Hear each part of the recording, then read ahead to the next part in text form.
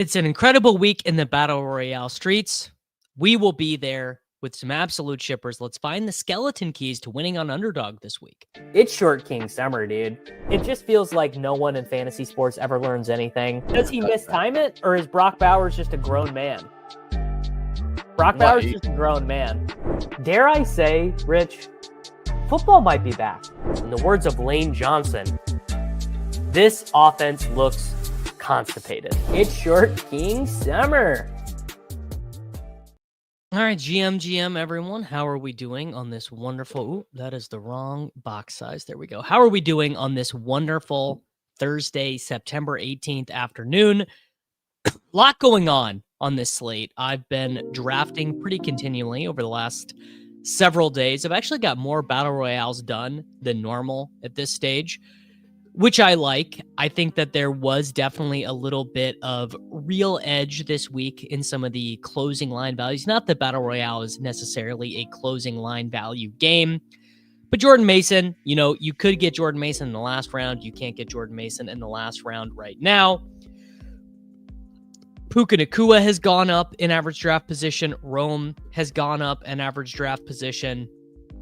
Tyler Warren and Tucker Kraft have gone up. What about that 5-pick spread there between Tyler Warren and Brock Bowers and Trey McBride? Really, really incredible. I remain perplexed by the situation going on at tight end. I do not agree with the field. There's just no way that McBride and Bowers are in the same tier as Tucker Kraft and Tyler Warren. No disrespect intended to either of those young men, but come on.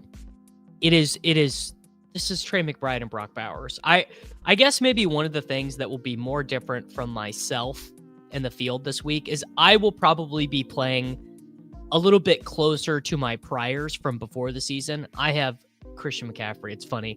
I have them ranked just in order there because I have to in Missouri to do the drafts, but I'm taking McCaffrey 101 this week. I will be sticking a little bit closer to my priors this week in terms of I'm still going to be taking Brian Thomas Jr. I still really want Tedoroy McMillan. I've drafted Amarian Hampton a couple times. I've drafted Kyron Williams, who is well outside the top 50 players right now, which, look, you could certainly tell me I am wrong to play the game that way. I don't think I'm wrong, but I don't think I'm wrong before the fact quite often. But yeah, I think it's a really interesting week in the Battle Royale streets. I don't ever recall a particular time where two of the top 3 wide receivers by ADP had undraftable quarterbacks, really 4 of the top 5, because you don't want to take Browning. You don't want to take Stafford. You don't want to take Wentz. You don't want to take Darnold. You don't want to take Stroud. So that's leading to really high iterations of Dak Prescott being drafted, really high iterations of Caleb Williams being drafted, which is not to say that it's wrong, but from a game theory perspective, I do think it is fairly interesting. A dumb guy redraft question. No chance. I am not starting Worthy this week. I am going to finish my rankings this afternoon. I imagine I have Worthy as wide receiver 47 or something like that. Doesn't really feel like a Xavier Worthy week to me. There's just no way he's healthy. We're talking about a 154-pound freaking jet sweep merchant. And did you guys see the picture of the brace that Xavier Worthy is playing in? Not great. There is no good flip the board pick. I would not be. I am taking McCaffrey, Bijan, Barkley, Lamb, and Taylor in the order that they go in. Actually, sometimes I'm taking Lamb over Barkley, but no flipping the board for me, if only because really the second rounders I think could go in any order. The second round is about to be flipped when the Establish the Run ranks come out. Yeah, let's just keep doing it. We're going to do Jordan Mason. This is what I mean with the wide receivers, by the way. Like, these guys are all the same. Let's just take Bowers. Whatever. No reason not to take Brock Bowers. Interesting. The Dak projection on ETR is bad this week. That is interesting. I would not have guessed that. I would have guessed with a 50.5 total. The total for that game is the highest game of the main slate by, I believe, 5 points. Which is a lot. I mean, that's a lot of points. And that total could have been higher as well. Palooza's their best defender, Jalen Johnson. But it's pretty stark. I mean, I believe it's the only total of the whole week. So it's funny, this one tonight, 50.5, but with a huge spread. Then for the main slate, we have 43.5, 44.5, 43.5, 44, 44, 44, 41.5, 44.5, 41, 45.5, 41.5, 45.5, and then bang, 50, 50.5, depending on where you look. So just really not even close. That to me is telling me is that as chalk as you think that game is, it actually probably should be a little bit chalkier. You are not late. Look at that avatar. You were not late. I started early. I did not know when thinking about DFS, the recording would be over exactly.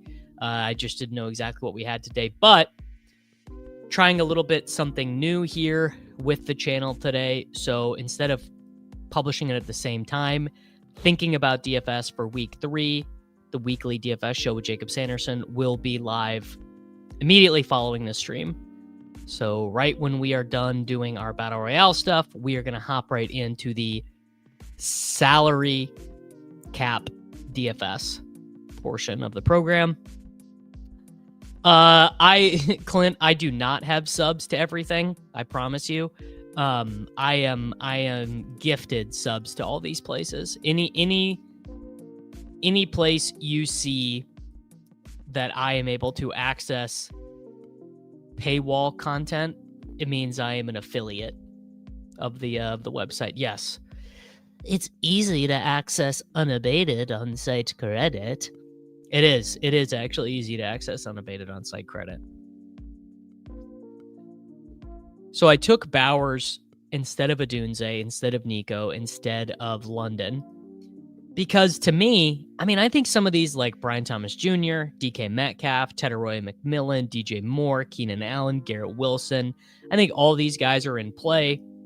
Maybe just like kind of like roughly equivalent actually to the guys who are going. Like, what's the difference between Drake London's projection and Tedoroy McMillan's projection? I know on Run the Sims it's about like half a point.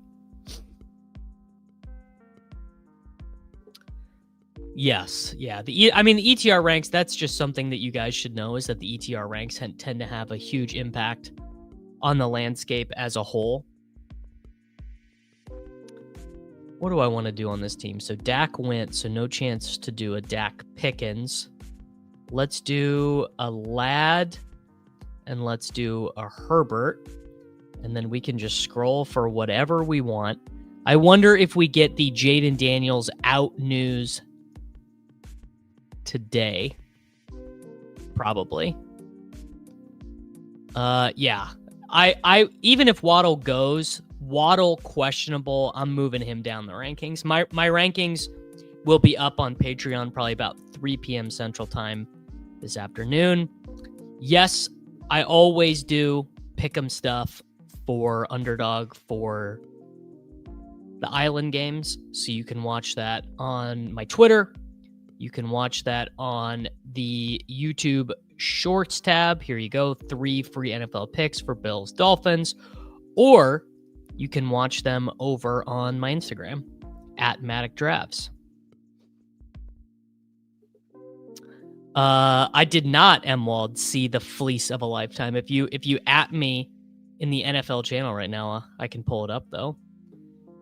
It pains me to say this, but QJ might be this year's JMO. QJ might be this year's QJ. Right? Now, here's the question you have to ask yourself if you're trying to put James Cook in your underdog pick'em slip with the 2 touchdowns. Is Liam going to will Keon Coleman to get statistics tonight? Is he going to will Dalton Kincaid to get statistics tonight? Or is he going to will James Cook to get statistics tonight? Because I don't think Liam's power is strong enough to get all those guys' stats. All right, M. Wald traded Ricky Pearsall and J.K. Dobbins for Brian Thomas Jr. Oof. That is indeed a fleecing. If the Dolphins lose to the Jets, yeah, I mean, if they start 0-4, that's got to be it. I mean, it's kind of crazy. Honestly, I'm kind of surprised that he has not been fired yet. Mike McDaniel. Feels like Mike McDaniel is at a spot where his job cannot be recovered. Kind of feels like we're at the ending point. All right, what do I want to do? I think I'm going to take Garrett Wilson here. Garrett Wilson, one of my favorite plays of the slate. The Tyrod has made some great fantasy wide receivers in the past when he has played. And Garrett Wilson is the type of guy who is going to succeed with volume as well. All right. Yeah, let's do Garrett Wilson.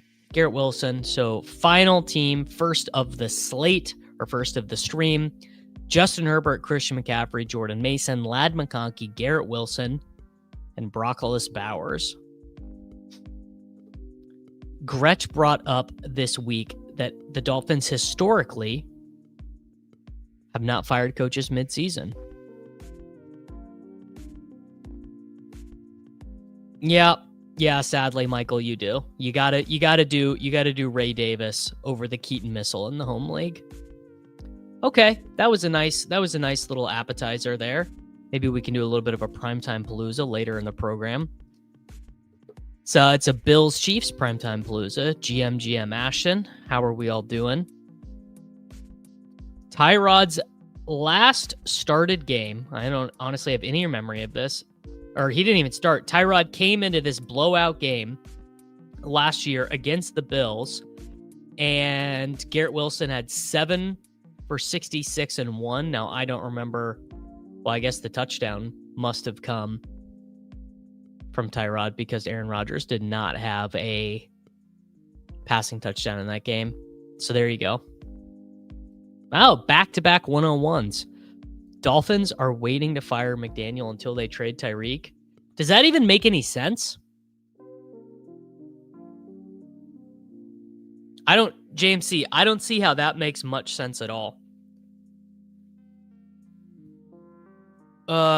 If the Dolphins beat the Bills, yes, the outlook on the entire organization changes. Everything changes. Don't you guys think? If they're 12.5 point dogs tonight, 10.5 point dogs. Interesting. Not going to happen though. All right, yeah, I mean, I'm just going to take CMC 101. No team needs their running back more than the San Francisco 49ers need Christian McCaffrey. The Tyler Algier closer role for the Atlanta Falcons, I mean, it meaningfully impacts Bijan's range of outcomes. It really does.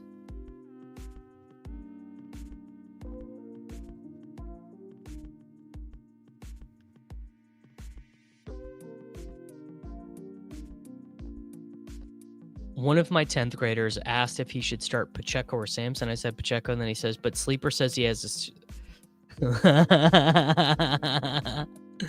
Yeah, Pacheco does sucks and probably is going to get benched. JMC. I think it's probably over.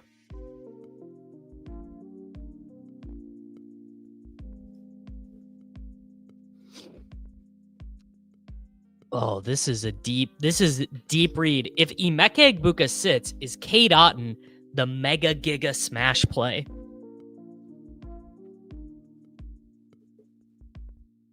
Assuming Godwin does not play, the Cade Otton splits without Godwin and without Mike Evans are crazy.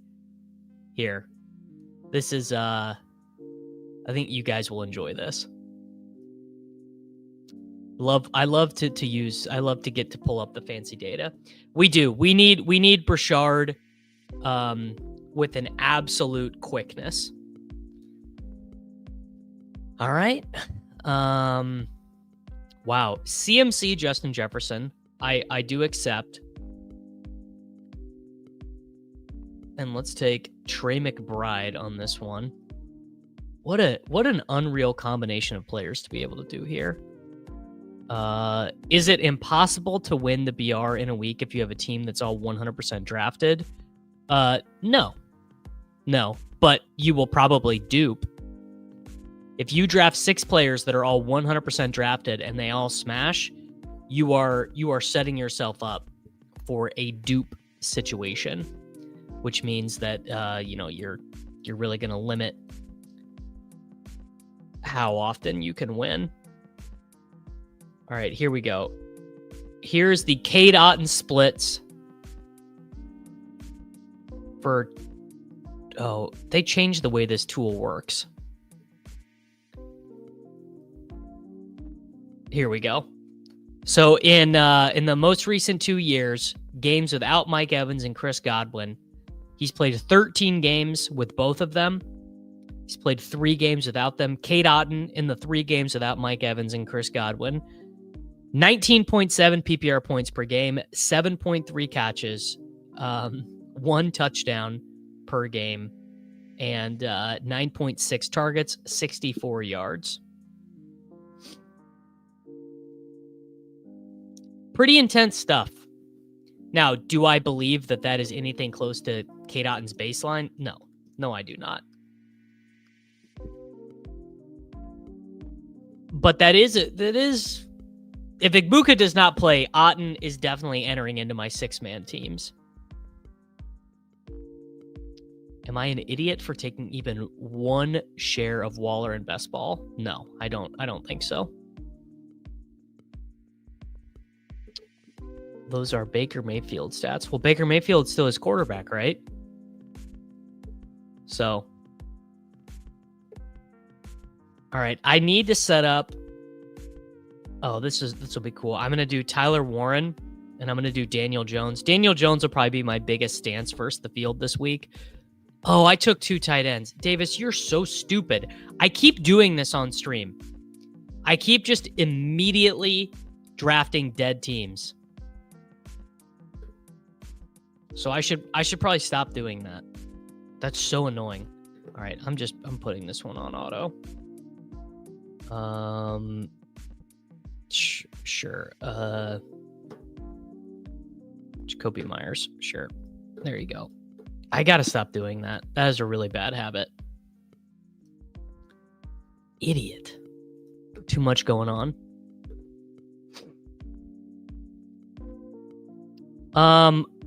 I like Kenneth Walker in the 12-mans. I don't love him as much. Easy to draft dead teams with site credit. It really is. It really is. People forget. It's very easy to draft dead teams with site credit. People would say maybe the easiest thing that I do is draft dead teams with site credit. Oh, okay. I will go set positional limits in my ranks.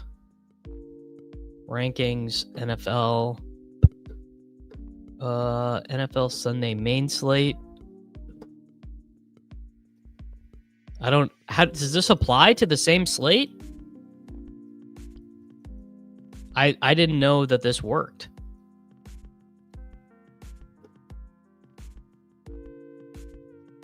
There you go. 1-2-2-1 on the Sunday NFL main slate. Sure.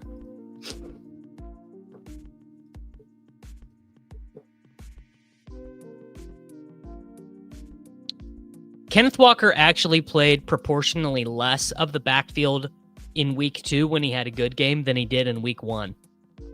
He just ran a lot better. Which, if you're a Kenneth Walker guy, I mean, that's what you're betting on anyways. You're betting that he is going to run better and play better than Zach Charbonnet. Now, I don't know if I believe that, but wow, Christian McCaffrey at 3? Don't mind if I do. I mean, Sharbs, I don't think Sharbs is legitimately hurt yet. Maybe Sharbs maybe he's getting vet rest. I don't know. That's kind of one of the games within the games.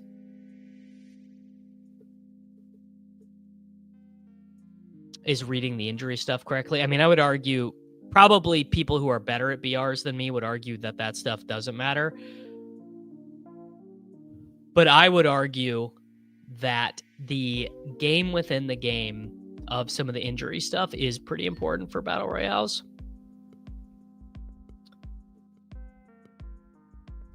No, Emwald, I actually think the Trey Benson people are right, because he's going to take away a lot of the layup stuff. In my opinion, I think he's going to get a good chunk of the passing down work that has been a big part of what James Conner has done for a long time. Likelihood of Daniels playing like 25% maybe. CMC, I'm just going to keep taking these Justin Jefferson teams. Justin Jefferson is a second rounder. Feels insane to me. Yeah, for NBA Battle Royale, it's huge. Game within the game of injury reports is massive for NBA BRs, but that's a totally different thing.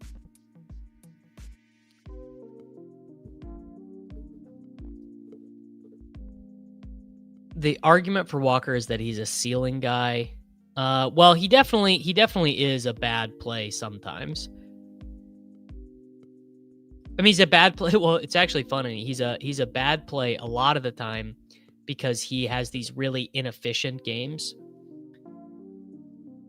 Someone said Connor is still getting the passing work. I mean, look, I would like it if he was, but he is not.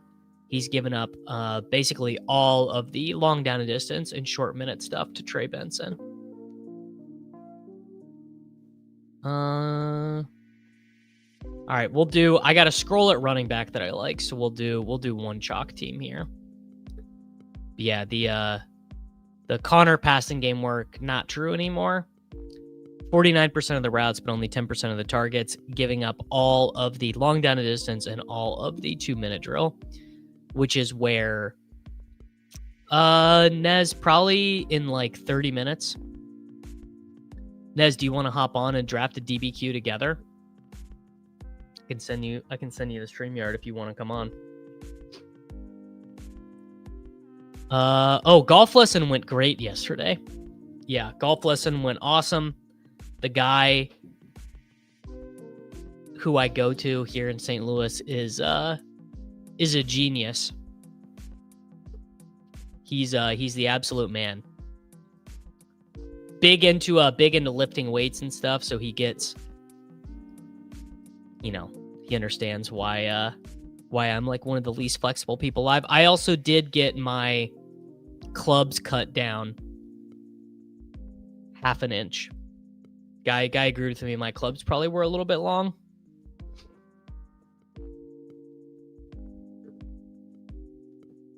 All right.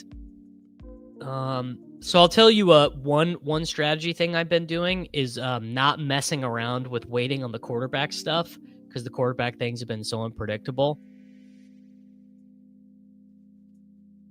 But I actually am gonna take Tyler Warren if Nordo doesn't. Well, he shouldn't, because he already has a tight end. So I think I can tap the button right now.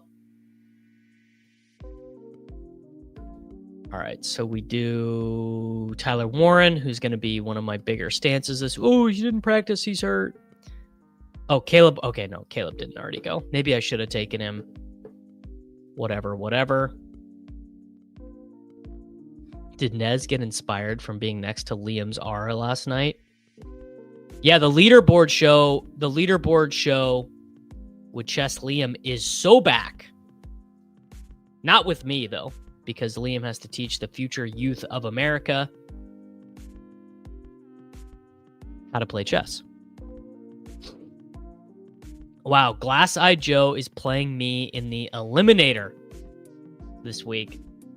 I hope my team is good. Bang. We will take Caleb Williams. So we have Caleb Williams, Christian McCaffrey, Justin Jefferson, Roma Dunze, Tyler Warren. And so there are a couple scrolls I really like at running back this week. Jalen Warren and Ja'Cory Krosky-Merritt. I also like Kyron Williams. What I'm trying to decide on this team is how much uniqueness do I need? Because I got CMC after ADP. I got Jefferson after ADP. Rome right at ADP. It's probably not very unique.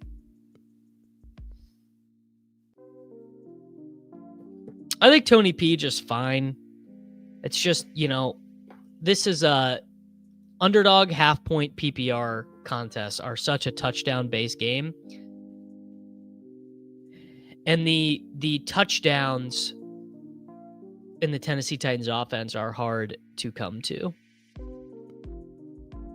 So I think we are going to do JCM on this team.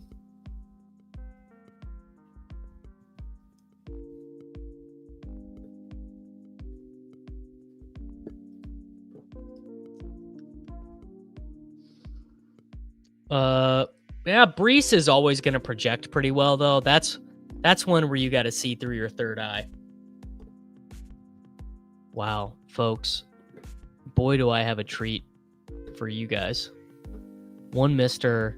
Nez Takes on the program. Nezelton. What's up, dude? How we doing, brother? Doing well. I'm multi-tabling PTPs. Been doing this for the last hour plus. Starting to lose my mind a little bit, but what if Tyquan Thornton is who you need? I mean, I'm not loving that for you because Worthy is at least going to pretend to play tonight, which should probably directly take from Tyquan's snaps, but also maybe not. I feel like he's still going to be out there. What's Worthy's ADP? It's weird. It's like around like 11, and Keon Coleman goes ahead of him every time. Awful. You want to hop in a dog bowl? Yeah. I got to actually reg again because the people were last one filled. Yeah, they couldn't wait to get in the dog bowl with us, I guess. All right. Tell me when you're ready. I'm ready. Bang in. There we go. Nice little. I didn't see how many have you done any so far? I've done 3. Nice. I am not doing that many. I just you're out of the rat race. Well, it's honestly the thing I have mostly realized is that I probably can't go. Like it would. Right. My son is gonna be like 2 weeks old, I think. So I think yeah. I think it's unlikely that I'm able to go. Yeah. Which is what happened to you. Right. And I was like preemptive, which was like kind of like the frustrating aspect. Obviously, no problem being there for my pregnant wife, making sure she's okay. But that was like preemptive. I could have risked it. But I erred on the side of not missing the birth of my firstborn son. So sad, dude. Yeah. You didn't want it bad enough. I could have met Gil. Could have met Swaggy P. Really missed out on but I made up for that, as your audience mentioned, by hanging out with Liam last night. It's true. They're saying it. They want me to ask you about Roma Dunze this week. I like Roma Dunze a lot. I think that's one where here's what I think happened was, if you're in the dog bowl streets, Roma Dunze goes really early. He goes kind of early in BR, and he was never wide receiver 7 for Roma Dunze in main BR. Yeah, and he was never going to project that well. You should not have expected Rome Odunze to project well. But ETR came out, and everyone's like, "Let's go, Rome, bad pick." Like, I think he's a fantastic pick. The weather is kind of like the biggest concern for me right now. I think Dallas secondary is atrocious, and I don't know, man. You watch a little football. Caleb Williams looks pretty good. It's so funny because you ask anyone and they'll give you a different opinion on Caleb Williams. I think Caleb Williams is not the problem there. No, not saying, absolutely not. Not saying he's perfect. I mean, and he's not perfect, of course. Yeah, I've just always been a Caleb Williams guy. I've not seen much in the National Football League to deter me. He has from those very, very special traits that other quarterbacks don't have. And if you don't see it, I mean, I just would ask you to show me other quarterbacks who can do things that he does, because it's extremely it's rare what he can do. It's like it's such like a over the top comp, but it's very Mahomesian. It's very Mahomesian. Yeah, being able to move and throw rockets on the run is just like, that's unmatched. And I like Rome because I think DJ Moore is like in the sneaky doghouse right now. There's a lot of reason to think that DJ Moore is, and you could also look the other way and say maybe it's squeaky wheel, but I think there's something going on there. I think you're right, but I also think that at the end of the day, DJ Moore is like the most competent professional guy on the team. I've been drafting DJ Moore in 6-mans, like basically just that's smart. Just like he is legitimately going to be 5% owned in the highest total game of the slate or whatever. Weirdly enough, I think the risk reward is so much worse in the dog bowl. Like in the for DJ Moore, yeah, because he'll be good every time. 50% owned, 75% owned, something like that. Maybe even close more. To 100. Yeah. So that to me is like you're not getting paid off when you're right there. You're seeing the contest so purely because DJ Moore, amazing pick in 6-man. It's like all the leverage in the world off of the 100% drafted or 90% drafted Rome Odunze in a high total spot makes all the sense in the world. Yes. Yeah. You get it. Give me your single favorite scroll this week. I've got one running back. In which? In the 6-mans? Both. Either you can give me both. I haven't 6-man scroll, your 12-man scroll. Yeah, I've been you kind of stole mine to be very honest in the 6-mans with DJ Moore, because I'm like all over that game. It was Caleb Williams, and now I think he's QB6 in there. So I'll say Calvin Ridley in the 6-person draft. Oh, dude, that's a good one, because that's such a well, of course it was Calvin Ridley. The volume's so good. Like, why wouldn't I have been drafting like the clear wide receiver one?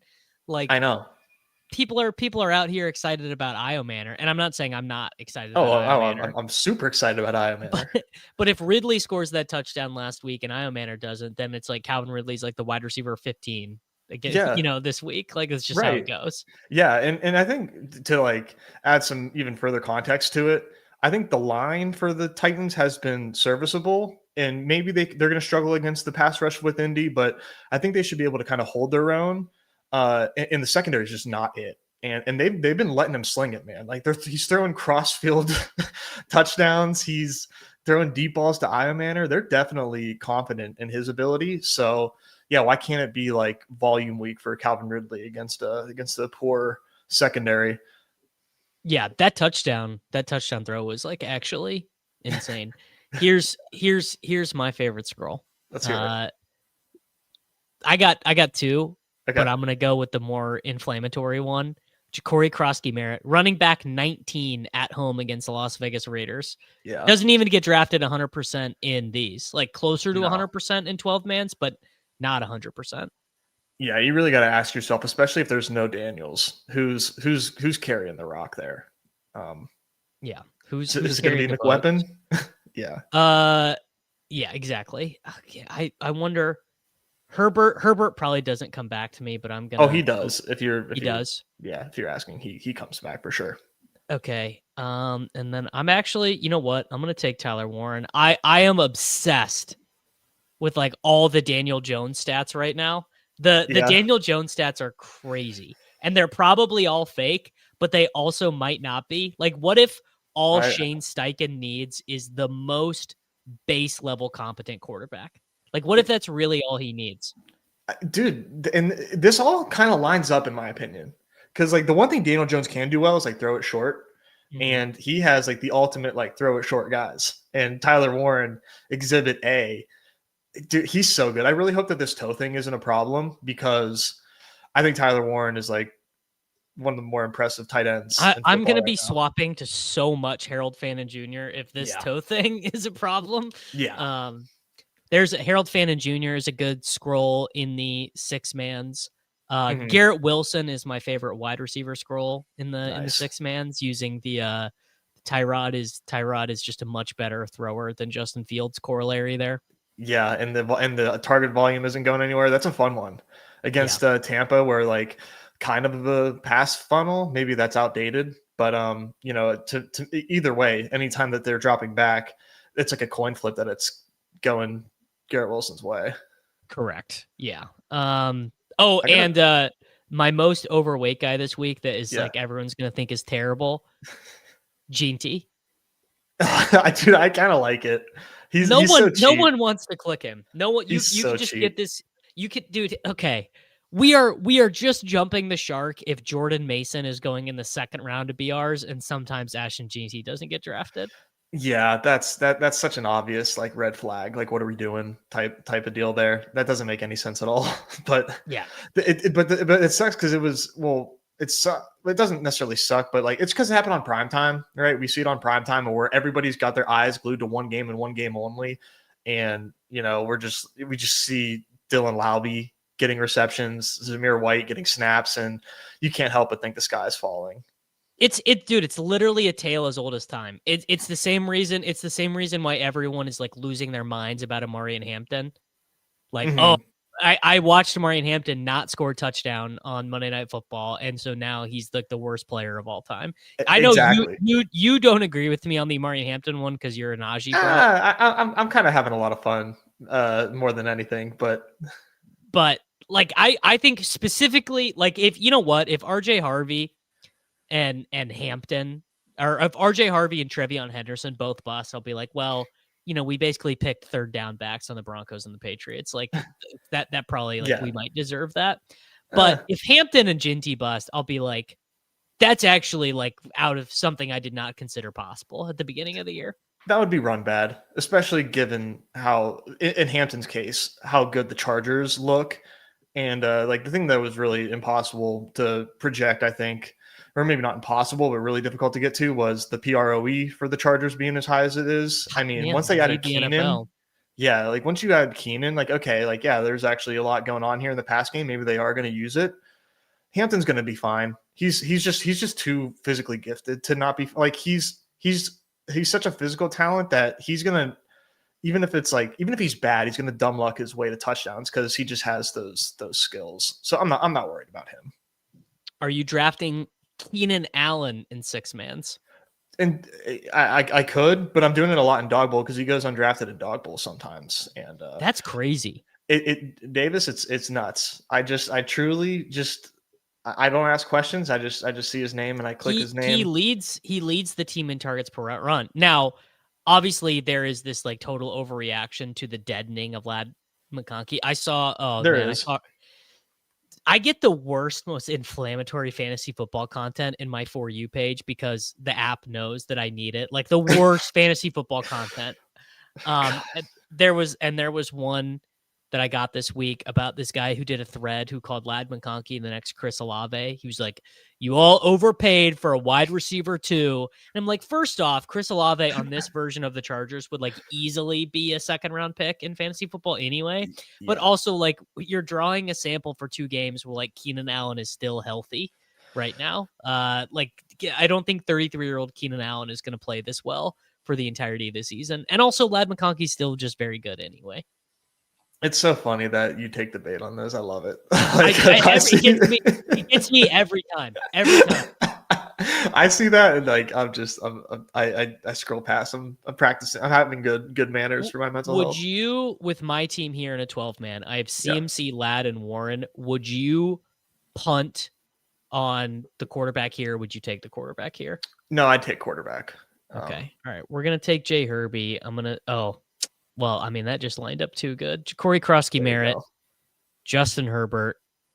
Beautiful. And now I can take whatever You might be able to wide receiver I want in the end. Yeah, I have a dipshit wide receiver for you in the 12-mans. Keandre Lambert Smith. Oh my fucking god.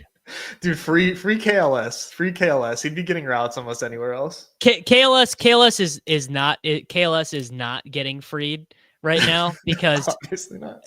Part of the thesis was that Quentin Johnston, literally, we watched his neck get folded up on live television. And I was like, okay, well, that probably does open the path for KLS to get routes. I actually think KLS would be playing over Trey Harris right now if QJ was not playing. That is my honest to God opinion. Yeah, he would probably win that job eventually, but I agree. I think that there was definite signal to what we saw. Yeah, CG's right though. Trey Harris, though, he put out pretty good tape for the limited snaps that he got. So yeah, he had a nice little catch. Yeah, I mean, yeah, I think there's a chance in the future you see Keenan Allen like off the field in like longer distances, or like whenever if they're like playing catch up. He's great right now for like being at the sticks. The whole meme: 3rd and Keenan, 4th and Keenan, red zone. He's a monster. But yeah, explosive plays. I think Trey Harris is coming his way. But my favorite scroll down at wide receiver is Dontavian Wicks this week. Wow. Light the candle, dude. Yes. You're so locked in because that's such all the quote unquote sharp people are like, dude, Wicks sucks. You guys are totally forecasting. Like, Easy is never taking Dontavian Wicks at a dog bowl. He would never. No. He would never. I'd be worried if he did choose to. I'm gonna go ahead and take my guy Ridley here. I love that. So you did do Mason early. Now, or do you care at all like about any of the CLV stuff in the 12-mans? I don't really. But there are teams that got 3rd round Jordan Mason or whatever. Yeah, it sucks, but no, I my mind is I try not to care about it. I feel like you're kind of swapping picks at a certain point early week. There's a lot of CLV. I think Jordan Mason's such a good play that I'm telling myself it doesn't matter, but it might matter. Yeah, no, I actually don't think it matters at all. I think that weirdly it matters more actually in the 6-mans when a guy goes from being like a 5th round pick to a 1st round pick. Funnily enough, the last guy who I remember doing it was Jordan Mason week 1 last year when it became clear that McCaffrey was not going to play, where that's actually a huge change in projection because that's, you're talking like your 2v2 might be 6 points or something before the snap. It's less likely to be that in a 12-man because the guy you're replacing is way shittier. The second guy in the 2v2 is way shittier. Yeah. So it's really, I'm with you on that. But man, Wicks, I think that the Browns might be a bit of a pass funnel. Wicks, third wide receiver, seeing good efficiency when he's out there with his routes. He's good, man. He is good. He's just a good player. Golden's definitely due, but I think Wicks is going to be sneakier in lower round. I mean, I think you could pretty convincingly make an argument that the Packers would rather throw the ball to Wicks right now than Golden. That they're like, dude, this is Super Bowl or bust. They are happy to work Golden in, get the snaps out of him that they can. Everything is a teaching moment for Golden right now. Like they are not sweating it. No, I don't think so either. I mean, they everybody's talking about them like they're the best team in football. So yeah, they're doing a lot of things right. Golden running a ton of like deep routes. Like one of these days, he's going to have a monster week. Like probably like he 3 touchdowns, 170 yards. We saw it, dude. He had a touchdown that Jordan Love just underthrew him, and he had a touchdown that he just overthrew him. Yeah, like we did literally see it. It's gonna get ridiculous because like when Jordan Love's deep ball is on, like there's just nothing you can do. He's gonna connect, but he needs to connect. Did you think at all about taking Komet or Loveland there? No. I mean, Loveland, I'm personally going to have to see it first, but It's I can very, very understand. thin right now. Very, For very sure. thin. Yeah. For sure. Yeah. Because I don't think Komet is bad enough that they just flip flop because they're struggling. I don't know. He's 21 years old. I am just in the this is dark at wide receiver right now. It does get dark. I kind of want to take the aforementioned Golden. I kind of want to take Travis Hunter actually. People have decided it's just Jover on Travis Hunter. Two NFL games. That's it. It's done. Dude, that's how quick we move over here. It's over. That's what we the do. Second overall pick cannot be drafted. I would take Sutton here. You know what? I am going to take Hunter. They Good. can't stop me. They can't stop me from. I was telling this to Jacob this morning.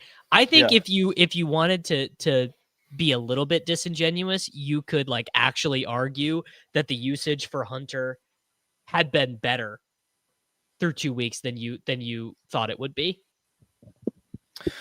See, I kind of adjusted my expectations pretty heavily when I assumed very little defensive snaps. But yeah, let me take a look. Let me take a look here. What it looks like here.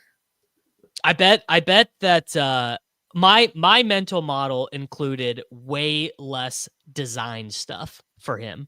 That first game, it was like all design stuff. Yeah, after 2 games. He has a 20% target share, 26 targets per route run. It's just been a little bit closer to the line of scrimmage that you want, but I don't really care about that. He's also insanely good after the catch. That was kind of one of the selling points for him. Did you expect him to play on 2 wide receiver sets? No. I expected the easiest way for him. I thought that was why they paid De'Ami Brown, was so that they just didn't even have to deal with that. That's a good takeaway. De'Ami Brown is like he's he's just Gabe Davis. Yeah, exactly. Just quintessential X, run a deep route. He's Marquez Valdez-Scantling. He's Mac Hollins. He is a guy who exists. He exists. So shout out to him for existing. Yeah, what do you like? I think the problem with the Jags is Trevor Lawrence. I'm not even memeing. I have not liked Trevor Lawrence in like at any point in his career as a pro. Just doesn't look good, dude. I mean, it's the accuracy for me. Like, I don't know. Maybe I'm like there's always that meme about his drops, but just see a lot of off target throws and doesn't throw a catchable ball. Trevor Lawrence right now, worse quarterback grade than Mac Jones, than Cam Ward, than Tyson Bagent. Through 2 games, Trevor Lawrence has made 0 big time throws. Yeah, I mean, Trevor Lawrence, he's just not very good, man. He really just is not very good. I know it was really easy to cope with like BTJ succeeding with Mac Jones, and not Trevor Lawrence. No big deal. He's a backup. Of course he's going to feed the best receiver, and not like oh shit, man. Mac Jones. I mean, not that Mac Jones. Man, I tell you what, I do really like Brian Thomas Jr. this week in 6-mans though. Yeah, he's such a good play. He was that was so odd. Like the Q tag was a gift, and you have the ultimate FUD. This is the most FUD I've seen around a player going into a week in some time, where all these clips are going viral of him being soft. The matchup, I think most people are not in love with. No, it's a bad matchup against Stingley or whatever. Yeah, and everyone knows it. So like you have that going for you. Yeah, whenever the market changing projections come out, we'll see what they do with him. Interesting. All right, what time do you guys go live today?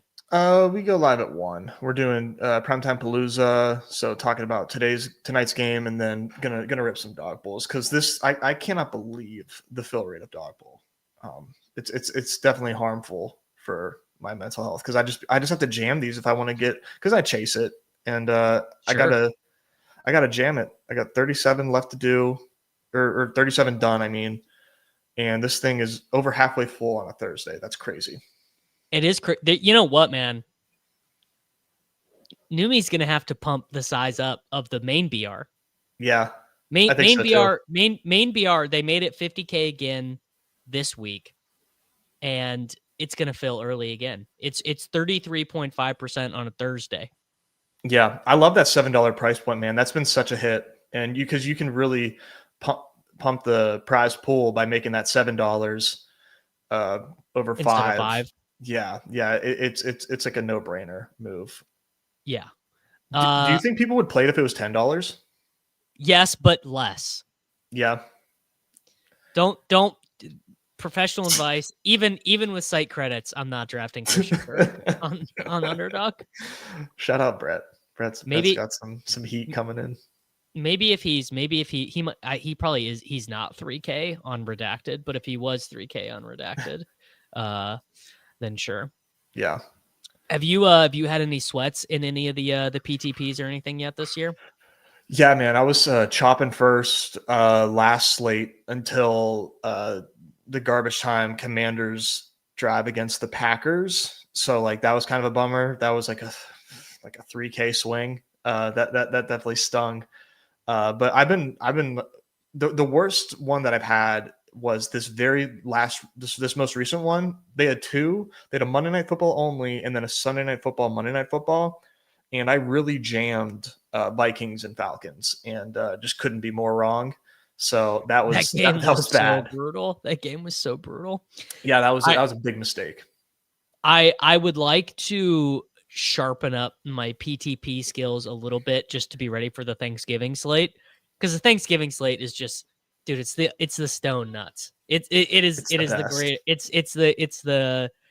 best. So I'd like to play a little bit more. Obviously it's just very tilting, and it's a super volume based game. It is, because you need people in your room to be making mistakes. You do, and you also have to be like very hyper. Like you just have to like watch the market in real time. It's such an endeavor, man, because the player pool is so small. Like you kind of have to know your combos and really kind of put yourself in different probabilities and like different runouts. It's a super fun game. I think you don't want to be in there with the Leone respecters. That's the thing, is you just need to figure out at the peak time of low level Leone respecting. Dude, I tune into Badge Bros, and I'm just sometimes I'm commenting, sometimes I'm just hanging out. Yeah. John is always just coming so far out of left field, like, and then he will infect me, dude. John will be like, all right, what if we take? It was something for the Commanders. Yeah, he wanted to take Jaden Daniels 101. Yes, and I was just like, John, no, dude, you can't give me Jaden Daniels 101 brainworms. He's giving worms, man. He's giving out lots of worms. It drives me crazy because, like, you know, there is like a percentage chance where like that is correct. I mean, what serves him so right is the last one, this Monday Night Football doubleheader. A guy won that took Baker at 2, and that was a slate with Gene T, with Bucky Irving, Nico Collins. Baker Mayfield at 2 wins it, and John's just like, bro, told you. I told you, bro. John has got to be like, I would assume that John's like his MLB ROI has got to be his best of any sport, because that serves him so uniquely well. I think there. So. Yeah. And then basketball. I mean, how it's just like, first off, basketball sometimes. I gave up on Underdog basketball pretty quickly, because I was like, these dudes are sweat lords up and down. I mean, just it's the sweatiest. It's crazy how sweaty these people are, man. It's unbelievable. I mean, I was lucky to be able to like be super sweaty about it, because my wife was like the most like sickest of pregnancies ever. So she was just like bedridden. Mm-hmm. And that just left me to my devices for months. And during that time, I just grinded my dick off at NBA and did a lot of manual drafting in a contest where most people are auto drafting, just like uber glued to news reports and everything. It's so sweaty, like drafting late at night, trying to bum hunt. Wow. To the nub. I remembered you were drafting the night before a lot. I was. Yeah. That was like the nuts early on. All right. I've got a question for you. Are you taking Jake Browning or Carson Wentz in 6-mans when you take Jefferson or you take Chase? I think it's good to do that, but I actually think it's not. I've basically been thinking about nothing else but Jake Browning and Carson Wentz for the entire week. They're just like dominating my mind. And ultimately, where I'm going to take Brian Thomas Jr. on this one, ultimately where I landed up was that the bet on Browning and Wentz has nothing to do with them. It has everything to do about the guy you preceded them with, about Chase and about Jefferson. It's about saying these guys are so singularly good that they're still worth the first round pick, even though the total for that game sucks.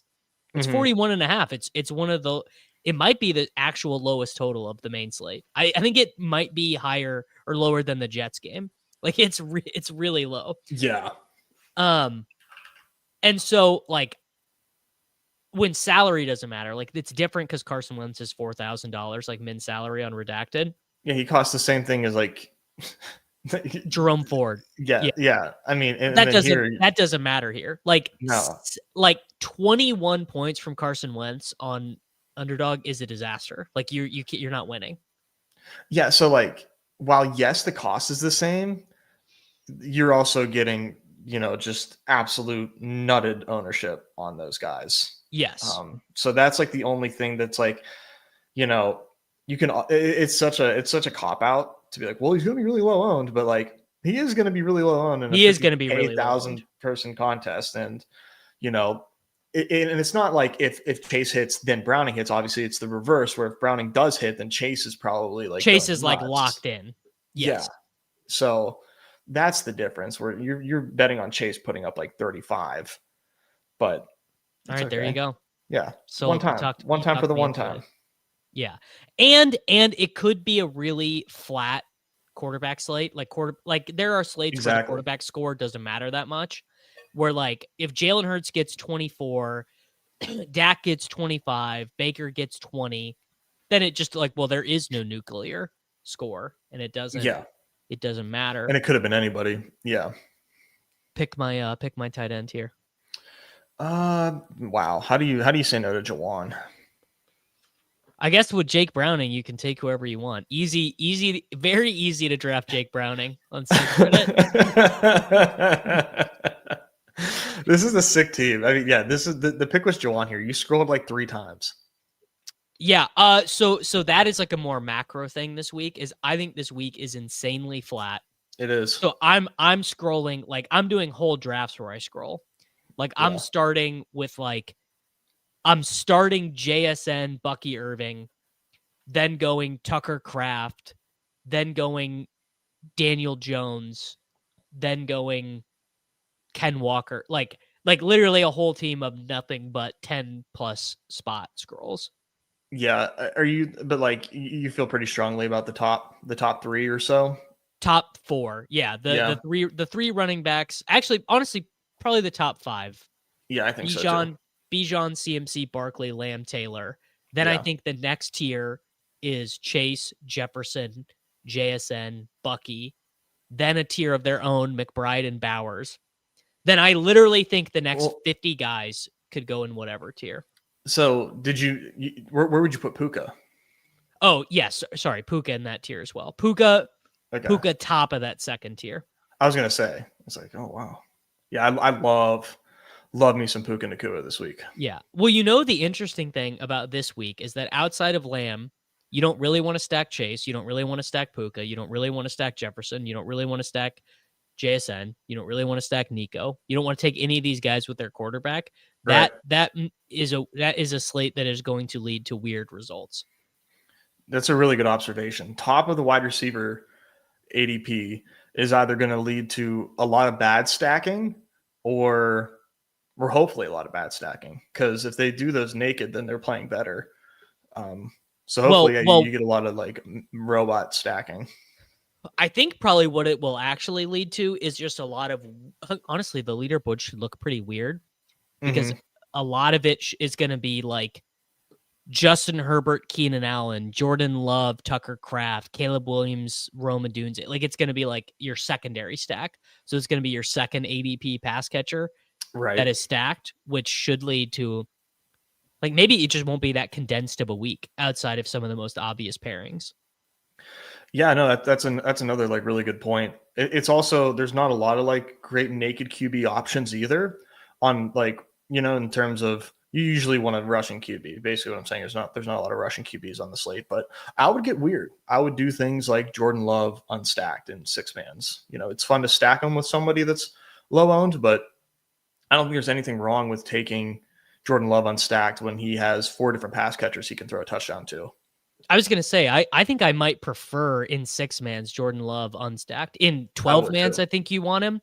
Mm-hmm. But Jordan Love can have 24 pass attempts, 4 passing touchdowns, 1 to Kraft, 1 to Golden, 1 to Wicks, 1 to Emmanuel Wilson. Yeah, that's something Leone has talked about before, about how there's more ceiling for those statue quarterbacks than you think, just in like the way the NFL works now, because they can get crazy volume, but they can also just run insanely hot on wow.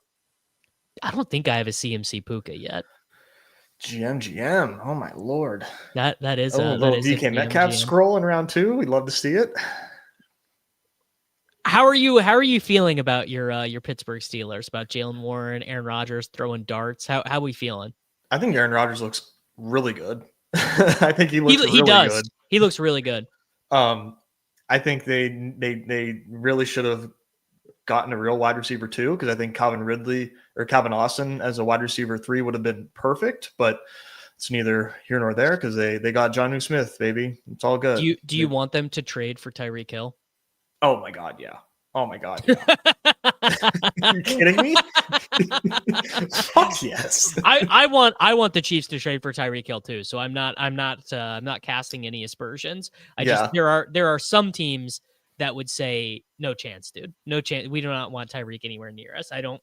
The Steelers should be the exact team that like if you're not going all out. I mean, not that like. I guess not that like you have to go all out with Aaron Rodgers, but like, what are we doing if we're not trying to win a Super Bowl by bringing in Aaron Rodgers instead of doing something with like a young talent that we're trying to develop? Like, what is the point? What's the point of all this if we're not doing that? So I like the way Aaron Rodgers looks. I love the way Jalen Warren looks, but I think eventually you're going to see awesome. You're going to see more Caleb Johnson eventually, but I love the role right now. How long? Right? That's a great question. I mean, it's going to be a while. It's going to be a while. It was, to be fair to him, it's a really bad idea for the coaching staff to be like, well, we don't want to play him right now, but we do want to just have him have a chance to touch the ball. So let's put him on kick returns. Yeah. It's not a great idea, really. Yeah. I'm not familiar. Did you do that in college? He had like 16 total kick returns in 3 years. That's so Steelers. Yeah. Like what are we doing? Like kickoffs are so important now. And like, we're going to put the rookie there. That makes literal. I mean, sense. maybe they're so important now that you actually want to use good players to return it. But like, he's not fast. Like, I wouldn't think of him as being an archetype guy. Would you take Jalen Hurts on this team and just like this is just like a total GM team? Yeah, run and then like you could. I was gonna say you could play it naked, but AJ Brown is like so hard to like pass up on.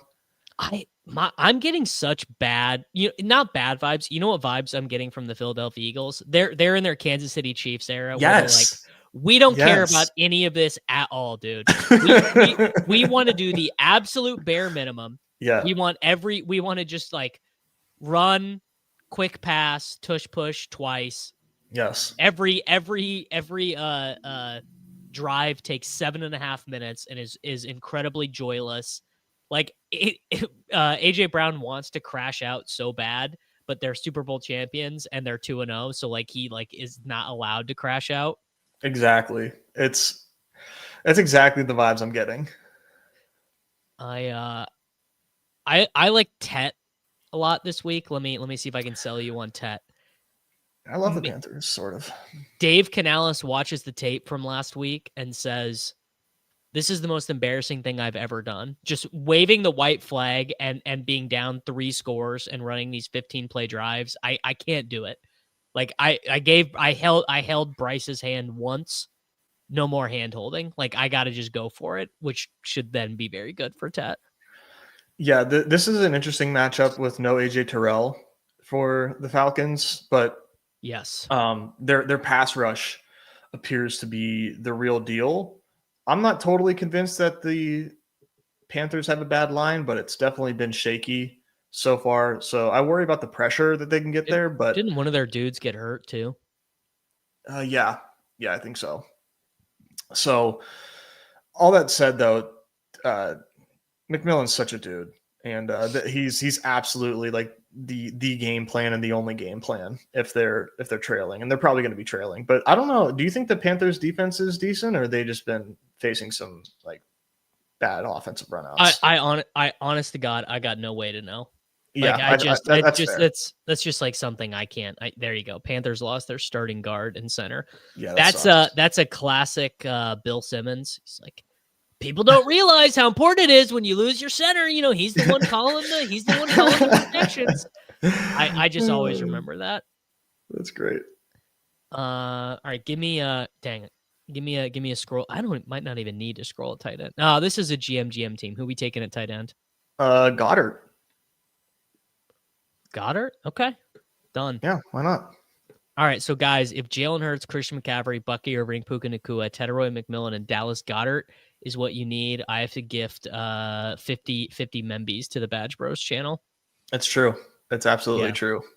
It was a good week in the winner's circle, man. The Badge Bros Discord was overflowing. Mosai won. It's amazing. Mosai won $1 million, $1 million US on not even on redacted, bro, on double redacted. Wait. Say that one more time. I just had a DM pop up and I don't know exactly how to say his Discord username. MOSOI. Oh, Tuna. Yeah, well, I call him Tuna. But yeah, dude. Shipped 1 million site credits on FanDuel. 1 million site credits. They're site credits until you take them out of your account. That's so true. Dude, he was so casual about that. Like, I mean, I don't know how I probably would do something stupid too if I won $1 million. Like, I don't think I would be like, let's go, guys. I'd probably make a bid out of it. But I would make that Liam is so look awesome. Modest. If I won $1 million, I can guarantee you that. That's why people always want me to rag on Liam, which first off, I will, but only to his face. And second off, yes, Liam is the funniest person alive. If you choose to view Liam as the funniest person alive, you will be endlessly entertained. Yes, exactly. I do. I've always been like Team Liam. How was the leaderboard show last night? It was good. It was a lot of fun to talk through like the different players and stuff. Love the Liam format. Love getting like Liam's perspective and his view on football is very fun to talk about with him. The only downside is I had to like leave a few minutes early. I was gonna stay on and look at my teams with him. My freaking baby decided like he's gonna flex his quad to the point where like you couldn't flex his knee. And so we were like, man, this is like weird. We're first time parents. Like we got to go take him to get looked at. So I had to dip early because my son was, flexing his right quad so tightly that he couldn't bend his knee. What a moron. Dude. I mean, obviously I'm very much looking forward to being a parent, but I'm not looking forward to like the insane amount of anxiety that you're gonna have all the time. Oh, it's so real. It's so real, but it's the best, dude. Honestly, like I can't even like speak about it in like a funny way because I just love it so much. Do you just do this Puka Barkley pairing? Yeah, dude. Puka's if the lobbies are going to give you 30% Puka, you just do anything but say thank you. Yeah, no, I agree. I Puka being a second round pick for every BR that's happened thus far is crazy. I mean, third round pick in week 1. It's crazy. It's so crazy. He's.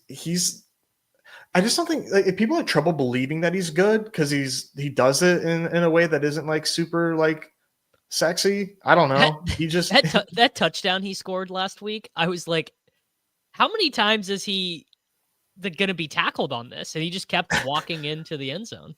He's so cool. He's so cool. Like, is he? If you make the qualifier his number of routes and snaps, is he the most efficient like wide receiver ever. Like, Oh, dude, it's not even close. So he has 30 games in his career. He has 3 yards per route run. That would be, as a single season, that would be the 5th most efficient season in the last decade. Only beaten by 3 different Julio Jones seasons. Wow. Yeah. Julio Jones, man. People what forget. A different guy. People do forget because of the touchdowns. They do. People hated. That's so funny to think that people hated Julio Jones. The kids here will not remember. Guys, people hated Julio Jones. They it's were so this true. Guy's the worst to own in fantasy. We're gonna do a Gene T. I'm putting my money where my mouth is. There are very few opportunities in fantasy football to actually buy low on anyone. You know what I mean? And you have one, and you're like, no, 3rd round. Like it. Just think about all the guys who have been like steamed in the games we play to the point that they are like devoid of value. Like Amarian Hampton in best ball. Like Amarian Hampton got steamed up to the running back 12. Yeah. You know, but this is actually an example of the market being like, we think this guy stinks for no reason. And he's so clearly good. Like, we just need things to obviously go his way, but he's so clearly really good. What's your favorite stack this week? Oh, that's a good question. I think I was gonna say Caleb because it kind of is Caleb, and I think that's just my answer because the stacking is so weird. Caleb, Rome, Caleb, DJ Moore, Caleb on his own. I mean, I think Caleb is in line for just a crazy fantasy day. I'm really trying hard to not care about the potential storms there just because I think he's going to go nuts. It is going to rain and storm in the Midwest. Yeah. For the entire weekend, you know, for whatever that is worth. Yeah. Roth doesn't have it labeled orange. He's got it at yellow. I know their field can be tricky, but yeah, I'm really into Caleb, man. My favorite thing about drafting on Underdog is that there's just always people who say stuff like this, like, dude, why did you draft a Tua Tagovailoa team in the hurry up at 7 a.m.? And I'm like, I just love that someone's always watching what I'm doing and they know it's me. You know what I mean? It is honestly a very good feeling for the ego to know that people get a little starstruck. They do. Yeah, like the comments on my YouTube videos will be like, I just drafted with you in the double reverse. Yeah, I'm like nice. What'd that team look like? Could have been anything. I bet my team was terrible. I bet you just saw me draft Ja'Cory Krosky-Merritt in round 3 because I was like trying to do 9 things at once. Yeah, people like to talk a lot of shit about my auto draft teams. It's totally fine. You got to crack a few eggs to make an omelet. Yeah, there's a whole section on auto drafting teams in the DFS Masterclass. Yeah. And I did it today and in this week, and I'm doing it in an extremely exploitative stance, but I'm feeling pretty good. I've had a really good couple of weeks. So I'm doing like 90% Caleb in the Wildcat. Wow. 90% Caleb Williams. And what do you have him ranked like quarterback? You have him ranked like 12th or something? I think I have him in ranked like 20th. So that's getting me to 90%. A lot of Jordan Mason with those teams. Yeah. A lot of Rome. I need to start mixing in some DJ Moore and some other combinations. But yeah, that's something that I feel like doing. I was right there in the Wildcat last week. You know what I needed to ship the Wildcat last week? What did you need? The most improbable thing of all time, a Trey McBride touchdown. That's all I needed. Trey McBride touchdown, and I was counting the money live on the Shipcast, and nothing was ever less likely to happen than a Trey McBride. He was such a good pick, and you run that slate again, and I take him ahead of ADP every single time. Oh, But, that was yeah. another thing I wanted to ask you. What are you doing with Bowers and McBride as 3rd round picks? Because my gut intuition is that like you should actually just have like 70% combined of those guys.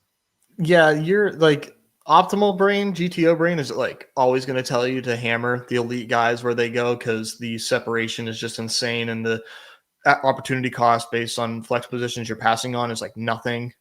So 3rd round, those guys, I'm gonna have a ton. But Kraft and Warren are on the slate too. I basically just have these guys like clumped together, and so like if whoever's there, I'm taking. Like in that spot. Like Ferg is a great pick too. I love the top 5 tight ends. After that, it gets a little somewhat dicey. Even though Jawan, I think, is like a clear 6, but those top 5, I'm really into. Hot take. I think Kraft as 100% owned is pretty bad. Like because his floor is so much lower than these other guys. Like there are going to be games this year, where he has a catch. He does have a low floor. I'm like really clinging to recency bias with the Browns and that like, oh, you just cannot run on the Browns. You can't run on them. Yeah. Yeah. If that happens, and I am reading this wrong, like if Jordan Love throws like 39 times in this game, fuck. It's so over. They might score 50 points. Yes. Yeah. They'll just go. I mean, the Ravens did it. The Ravens, like Lamar was just like, I know. We're not letting Davis advance in the touchdown survivor. We're gonna make sure that Devontae Walker gets 2 touchdowns and none for Derrick Henry. Like people's read of the game script will be correct that they're gonna crush, but they're crushing because they are just like it's like a touchdown Palooza in the air. Yeah, which is what I'm counting on. But I do got to dip. I do got to get ready for primetime Paloozas today. Thanks for the impromptu invite. Always fun to hop on with you. Yep. Everyone say goodbye to Nez. Go watch the Badge Bros stream at 1 p.m. And we'll get back to it. There you go. One Mr. Nez takes from the Badge Brothers. If you guys enjoyed that, there's a lot more content to come from Mr. Nez. They're going to be doing a big primetime Palooza stream here in a little bit. Yeah, Pepper Tony, people are saying that Derrick Henry might be washed. I mean, I'm not saying it, but the people might be saying it. So I took Trey McBride in the 2nd round on this one because I'm big on practicing what I preach. And it just does seem like a fairly obvious angle for Trey McBride this week.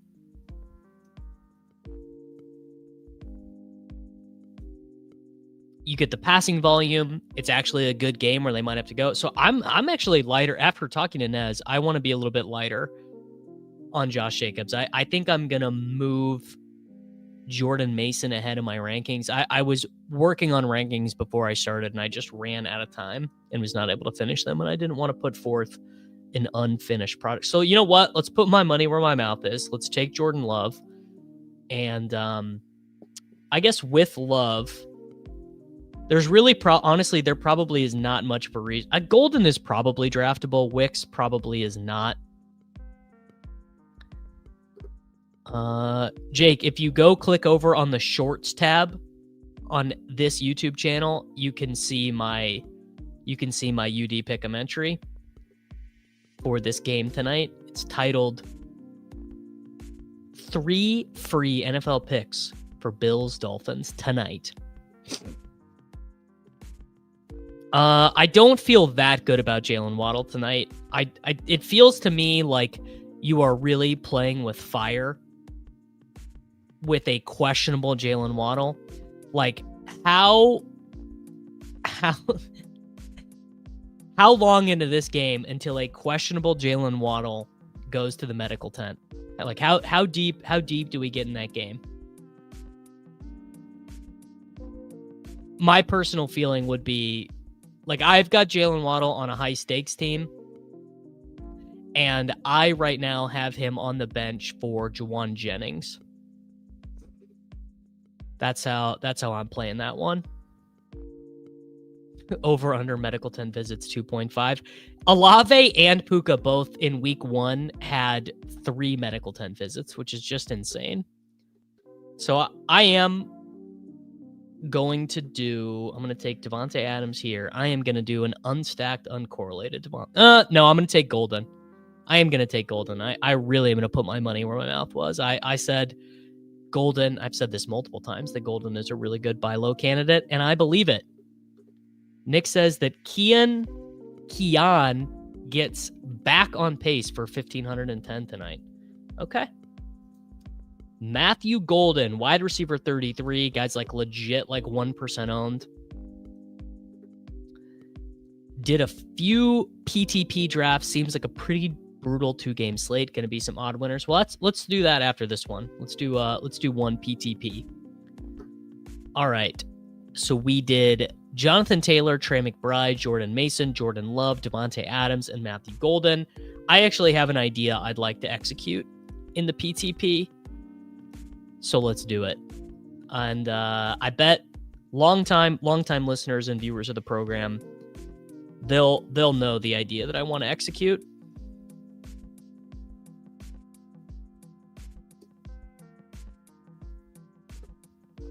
Oh, tight end does not feel that bad. Tight end is I disagree. Tight end does not feel that bad to me. But I also believe the Travis Kelce usage stuff, you guys don't have to like it, but the Travis Kelce usage stuff has been pretty good through 2 weeks. Travis Kelce, 15% of the targets, 13% targets per route run, 80% of the routes. Like, you know, it just is what it is.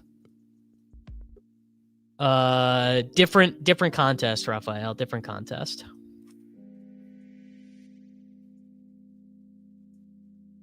Well, his issue has been catching touchdowns. He's been able to catch the ball between the 20s. Yeah, every tight end is going to score exactly 8 points. All right, so this fella takes A-Chain. I am just going to take Cook because I think a running back is worse. But I've got a fun idea for our running back too. Honestly, I would hope to get Travis Kelce because I don't mind taking, like, Russ or Tua is very whatever in these slates, I think. Because the clear tier, the idea, draft a Chiefs onslaught, cope until Sunday night, get mad when the Chiefs win 14-10. I mean, it's back-to-back weeks, week 1 and week 2. Kelce basically cost his team the game. I wish Mark Andrews was scoring 8 points. Who's got it in him to take Charlie Collar? I have a more fun option to burn money in a PTP, actually. Cam Scattaboo. Is that early for him, or is that just what his ADP is? All right. Travis Kelce. Mahomes. Yeah, the guy after me knows ball. Oh, the guy after me might be auto-drafting off of ranks. All right, we're back up. Wow, these guys all suck. So we're going to take... I'm taking Wandale. I personally am not a believer. Wow. Antonio just watched my rookie running backs video and subscribed. Very well made video with great information. Antonio, thank you very much for watching and subscribing, man. That makes my day, brother. Do I have an alternative play for the A-Chain fantasy points? I would do his reception, or I'd do his receiving yards higher. So if you wanted another way to play A-Chain, I would do instead of higher than 14.95 fantasy points, I would do like higher than 34.5 receiving yards. Or you could do the receptions over if you wanted. Touchdowns. But A-Chain, I think A-Chain averages like 21.5 fantasy points per game in his career against the Bills. I don't know what it is. Whew, this fella took Russell Wilson in the 3rd round, huh? Wow, Waddle and Worthy still available. I'm going to take Khalil Shakir. I just don't have any, like, Worthy is going to be the most decoy wide receiver of all time tonight. All right. Here's my secret play. Brashard Smith. And then Tua is my quarterback. There are rumblings out there on the internet that the team is sick of Pacheco. Let me see. Someone actually posted here. Copy link. Let me see if I can pull up this article. Here you go. But in the meantime, Kansas City remains puzzled by its struggles in the run game. The team believed that Pacheco was running like his old self, would be productive out of the gate. He has not been. The Chiefs need to generate something more productive between him and Kareem Hunt, or else do at some point soon does rookie Brashard Smith get a shot. They view him as a different back from those type of two, more of a receiver type who can make explosive plays once they trust their rookies to handle all the running back responsibilities. I'm just saying, brother. If not now, when? Hey, man, if Worthy goes for 102 tonight, there's no one on this planet who is going to be more happy than me.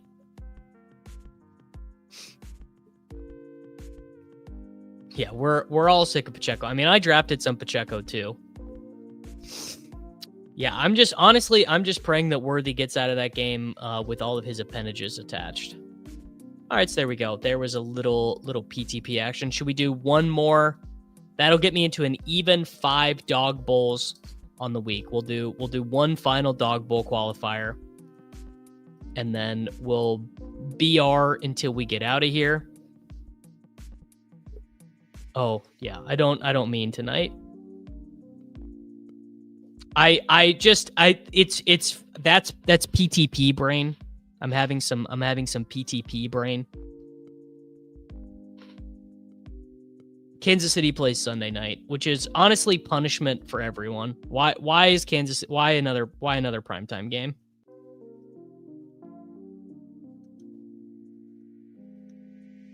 Just can we? Well, you know what? Honestly, at the end of the day, it's good. It's good for me to not have Kansas City on a main DFS slate, because then I'm not tempted by any of them. And not being tempted by Xavier Worthy on the main slate, not being tempted by Pacheco, not being tempted by Mahomes, all of that's very good for me. It does sound like Jalen Royals is going to be active this week. Yeah. Does sound like it's trending in that direction.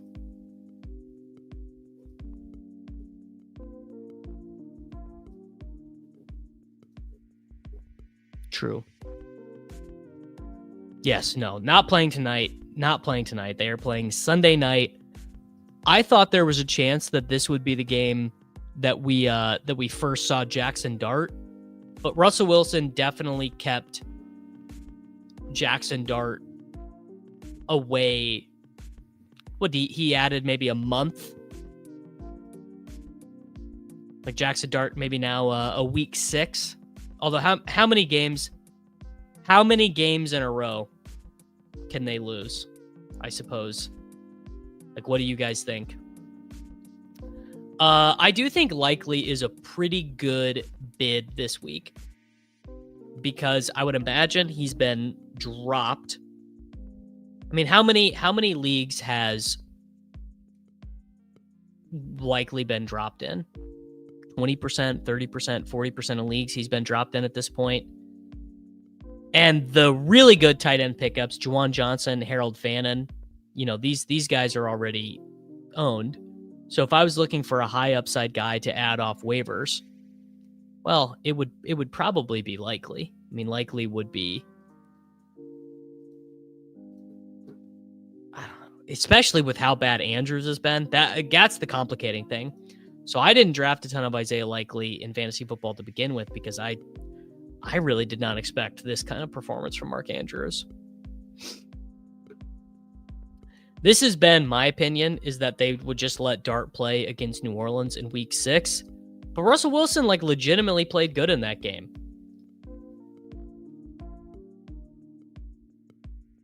Way better than Russell Wilson right now, sorting by offensive grade. Russell Wilson 18th in the NFL, 7 big time throws. Only been sacked 5 times is not great. Not loving it. All right, we're about to be up. Rumors out of New York is no Dart until Andrew Thomas is back and healthy. I feel like Andrew Thomas has been injured for my entire life. I feel like how many games has Andrew Thomas played in his career? Honestly, I don't know. Andrew Thomas, 6 games last year, 10 games the year before.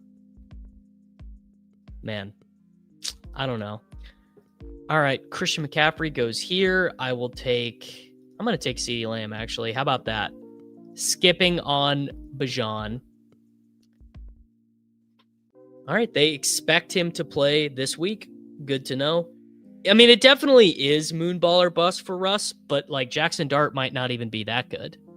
Not that I'm rooting for that. I think in the end, Jackson Dart ended up being my most drafted quarterback, like across all contests, which is pretty funny. I think Andrew Thomas is better than this, better than the Marshawn Lloyd of left tackles. I think he's more like the Anthony Davis of left tackles, and that he's really good when he plays, but he does literally always get hurt. All right, drafts live, best ball. Let's check. Exposure, quarterbacks. There you go. Jackson Dart, 14.8%. Geno Smith, 13.6%. Jared Goff, 13.3%. There you go. That's a lot of Jackson Dart. It's easy to throw for 450 yards against the Cowboys on site credit. Fact check, true. Andrew Thomas is the Chris Olave of left tackles. That feels more correct. Any inside from your buddy who plays American football over there? I mean, I can't possibly be worried about Bowers' injury when he played through it. Maybe he'll be limited to some degree this upcoming week, but if a guy plays, I'm just not going to be that worried about it.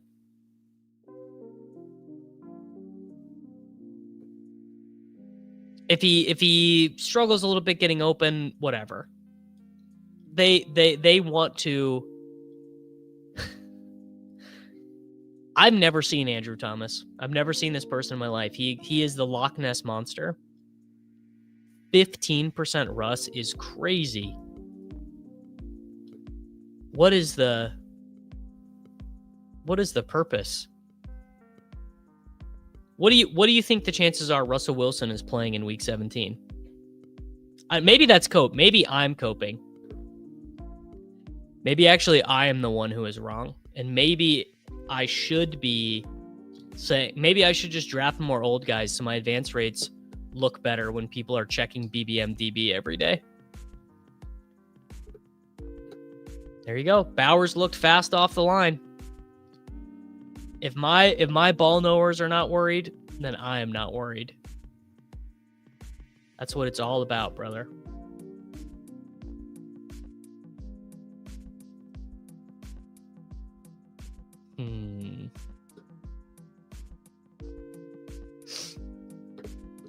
Hawkinson, I think, is just cooked.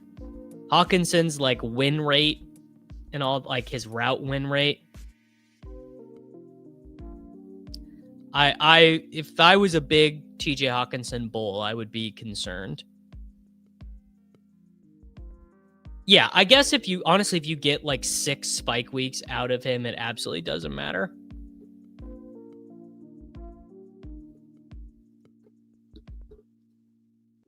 All right.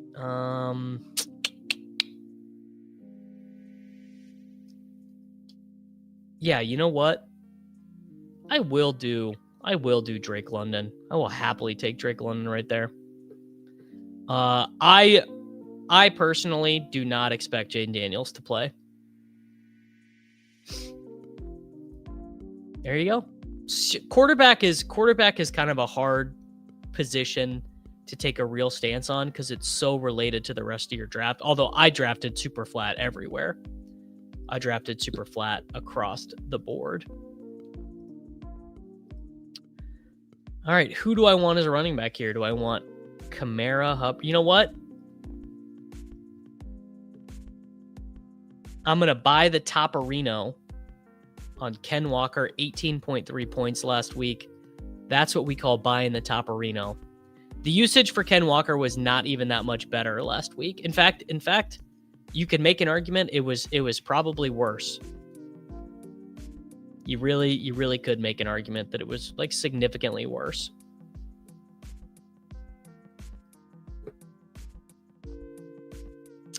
Yes, Jaden Daniels with the rib injury was, I believe if you took those rib injury weeks out, he was like the quarterback 13 or something. No, you settle down, Rusty. Settle down. The Eagles have not been pushed at all yet. If and when the Eagles get pushed. Also, AJ Brown had 1,000 yards last year on 97 targets. This is not a guy who needs a ton of help volume-wise. What's the name for the BBM tracker? bbmdb.app will get you what you're looking for. Here you go. Here's the BBM leaderboard. The team that is leading Best Ball Mania. Josh Allen, Caleb Williams, Russell Wilson, Derrick Henry, James Cook, Etienne, Algier, Dowdle, Neighbors, Flowers, Rome, Shakir, Keon, Mims, Wandale, Pitts, Goddard, Mason Taylor. Imagine having the highest scoring team in Best Ball Mania. Phenomenal stuff. Yeah, I mean, Wandale has always been a very good player and was just limited by the way that his team used him. But I have no doubts about Wandale Robinson, frankly. Wandale is the man. Got recruited to the University of Nebraska as a running back. It does seem insane in hindsight that a guy who got recruited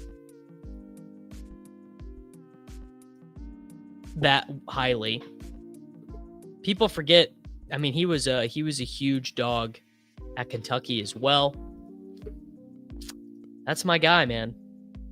It's Short King Simmer, dude. You guys have Wandale stickers.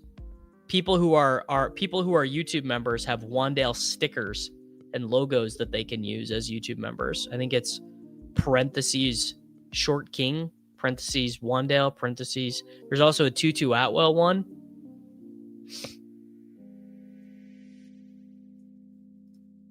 There you go. Short King Wandale Summer. Well, so year one, he tears his Achilles, right? Year two, or tears his ACL. Year two, he's coming back from the ACL. Year three, he's just playing with a terrible team. It's lit, dude. It's lit.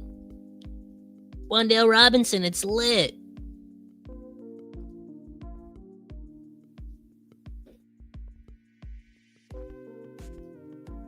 Fourth year breakout happens all the time, man. Happens all the time. Not actually. There's not that many cases of fourth year breakouts. They're probably a little bit more common in NFL history than our memories would allow us to recall, but they're certainly not common.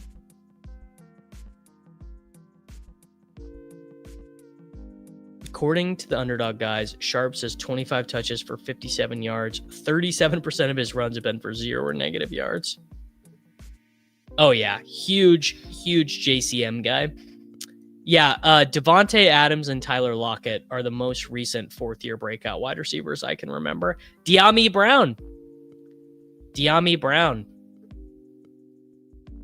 a fourth-year breakout in the sense that he never really broke out, but people would not stop talking about him to me.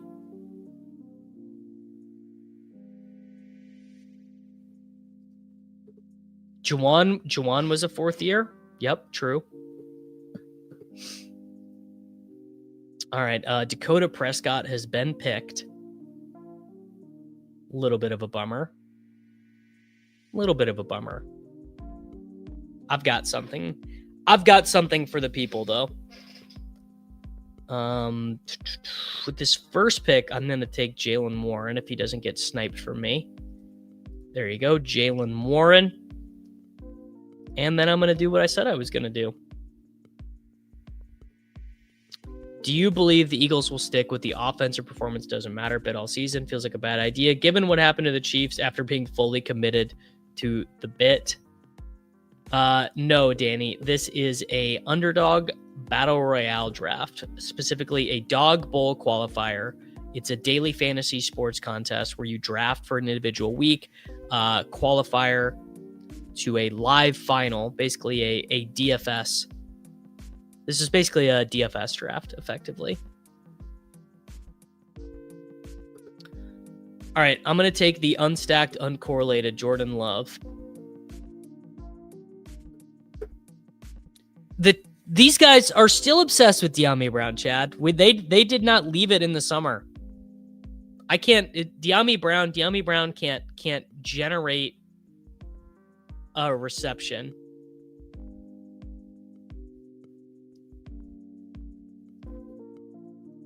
without my mentions getting hit.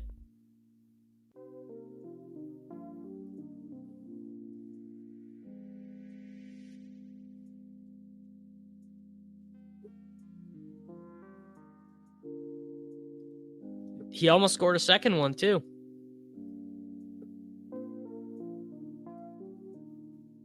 Not only did De'Ami score, Trevor Lawrence missed him on what would have been a second touchdown.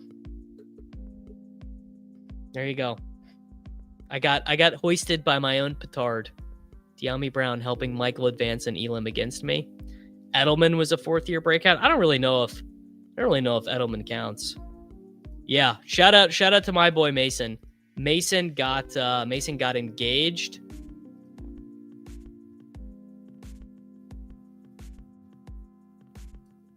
And also had the best pick in fantasy football through 2 weeks. Most highest value pick.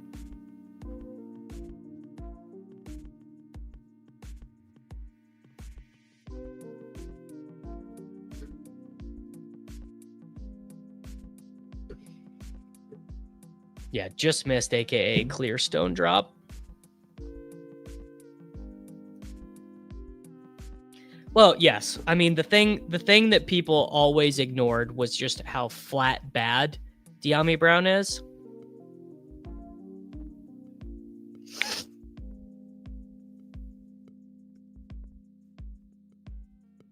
Darren Waller. Well, Darren Waller was a very unique story because he was recovering from being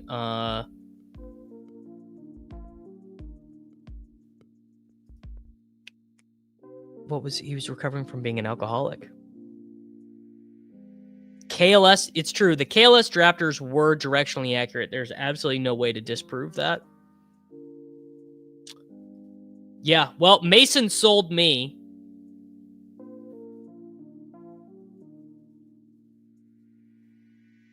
And then I unsold myself after Quentin Johnston injured his own neck in the preseason.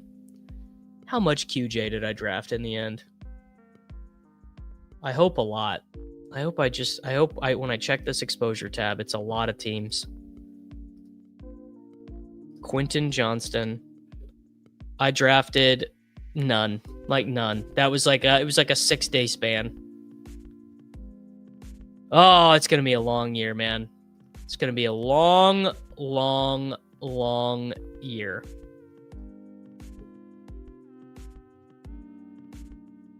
So I hope that you guys will all persevere with me.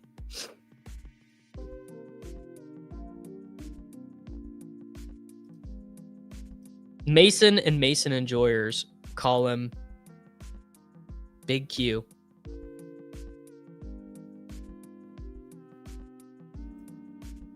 $46 QJ teams left in the Eliminator. How rich, Dan? How rich? People don't know that they're literally speaking to the Eliminator champion.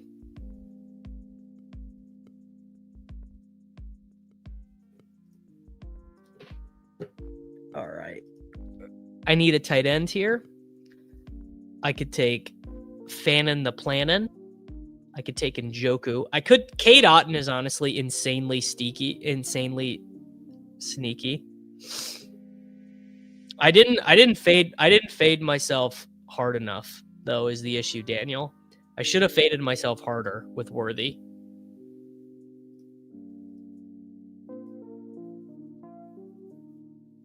Man, Cade Otton, if Igbuka does not play, is just such a jam. But I need a green, or I want a brown for the bring back.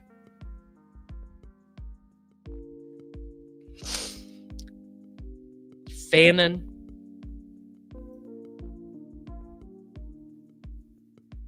Jordan Love, Ken Walker, Jalen Warren, CeeDee Lamb, Drake London, Harold Fannin Jr.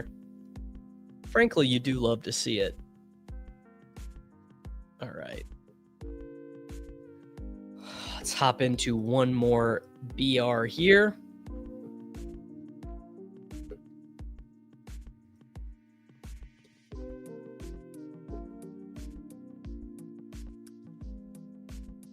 I have not checked Soccer Dave's teams yet. Soccer Dave is advancing 15 teams.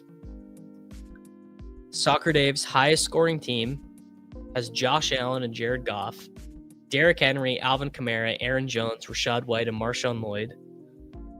St. Brown with Goff, J-Mo with Goff, Juwan Jennings, Khalil Shakir, Keon Coleman, Jalen McMillan, Adam Thielen, DeAndre Hopkins, Elijah Moore, Tucker Kraft, and Kyle Pitts. Incredible.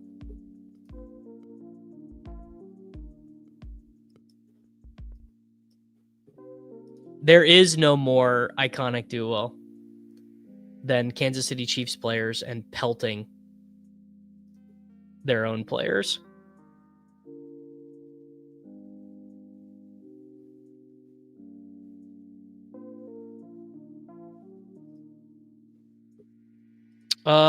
I'd buy that. I'd buy that. Sure, I'd buy that team. Kitchen was actually tilting me the other day. I was so annoyed by David the other day. Real life. Not real life. But he was my show persona was very annoyed. Speaking of which, I actually have a call with David and the Splash Sports guys in 12 minutes. As you guys are watching Thinking About DFS, I will be on a call with Soccer Dave and our friends from Splash Sports, figuring out some context to the Friday program.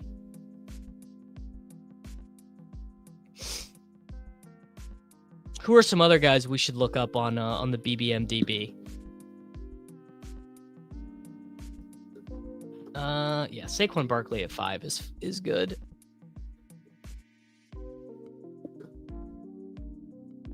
Thinking about DFS. Hopefully the call isn't about the latest thumbnail fiasco. No, the call is about the Friday show and what they want the Swollies Only show to be. Okay. Saquon and you know what? Bowers. No, Brett, this is not how it works. No one cares about your fantasy teams. You don't get to ask for your own investigation of your own team. What are the highest advance rate players right now? I stopped my bike ride to ask if it was a thumbnail meeting. That's so funny. It's true. One site has Jordan Mason. I mean, Jordan Mason is going to project for 1 billion points. Any way you do projections, Jordan Mason is going to project for a lot of fantasy points. What's the easiest way to check the the advanced rated players? Xavier Worthy. Xavier Worthy right now has a 12% advance rate. So he's not even totally dead yet.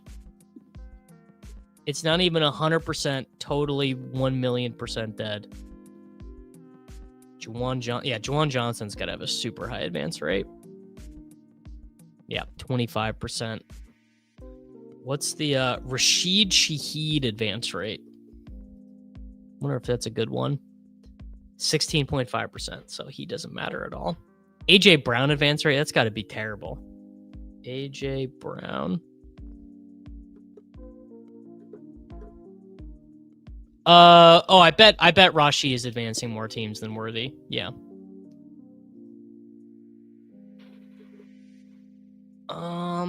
Really no reason to take a wide receiver here, so I'm just going to take Jordan Mason.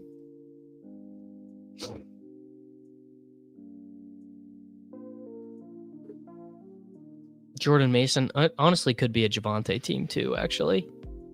There you go. Spoke it into existence. Javonte. All right. The Rashee Rice advance rate.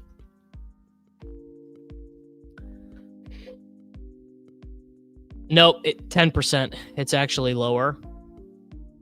Very close. But Quentin Johnston's advance rate's got to be massive.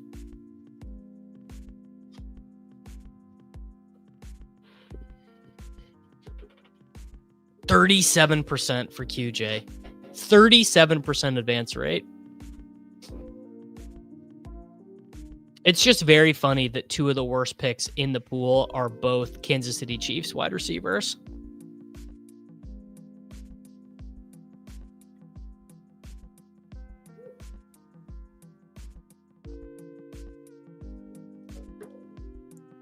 All right. Need a wide receiver. All right, money where my mouth is on Garrett Wilson. I do believe.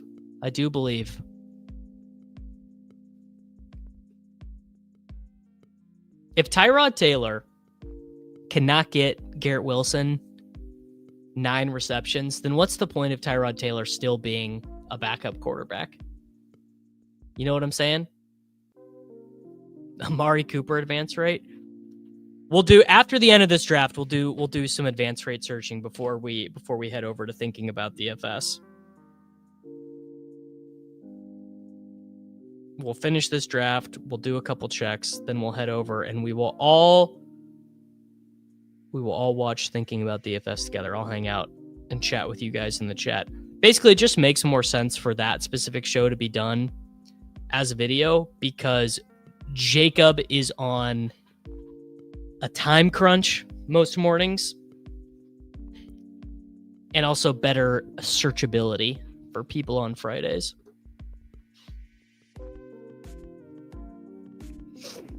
Credits where my mouth is. It's true. Barkley, Bowers, Javonte, G. Wilson. So do I want to set up a stack? Could do Dan Jones, Pittman. What's like a wild stack? Oh, I've got one. I've got a real wild one. We're going to do Bo Nicholas, and then we're going to take Cortland Sutton. Not a sentence anyone's ever thought. We're going to take Bo Nix.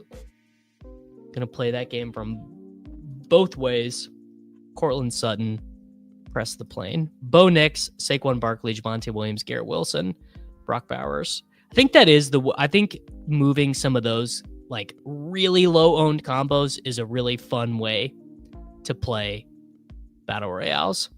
Cam Ward Ridley is too much for me. Cam Ward Ridley is way too much.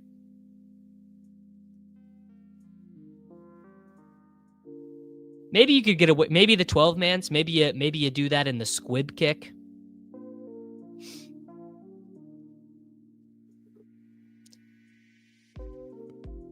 Man, if this okay, this guy, I was gonna say this guy Cowboys 282 can't even take Sutton because he actually has to take a tight end. Please tell the Splash Sports Bros to add CSV editing for tiers. That will be the first thing I will mention. I will tell them that right away. All right. Amari Cooper advance rate. Amari Cooper's advance rate is 18.3%. He was drafted 16,300 times. Interesting. What about Dobbins? Dobbins has to be a fairly high advance rate.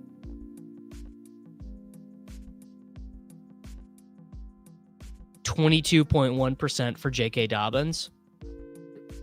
How many times was Renfro drafted? How many times was Hunter Renfro drafted?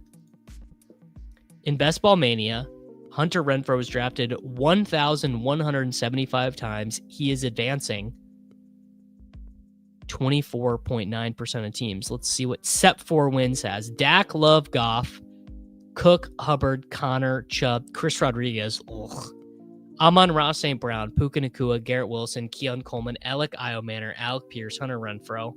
What a crazy wide receiver room. Oh, there's one I got to know. How often was Ja'Cory Krosky-Merritt drafted? Ja'Cory Krosky-Merritt was drafted only 3,266 times, does only have a 15.3% advance rate. All right, what about Chris Rodriguez? Chris Rodriguez was drafted 15,736 times, a slightly worse. Wow. Chris Rodriguez is on the 5th highest scoring team in general. That's pretty crazy. And then what about, okay, how many times is Mick Weapon drafted? McNichols was drafted McNichols was only drafted 112 times. Deep Paisano has a Bo Nix, Matt Stafford, RJ Harvey, Najee Harris, Zach Charbonnet, Brashard Smith, Kareem Hunt, Jeremy McNichols team. Incredible bit here. Puka, Evans, McLaurin, Ridley, Golden, Kyle Williams, Jalen Noel, Pat Bryant, Dalton Kincaid, Kate Otten. What's the Dalton Kincaid advance rate? Dalton Kincaid.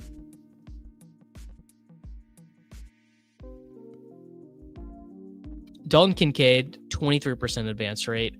How many times is he rostered with Josh Allen? So 100% drafted player.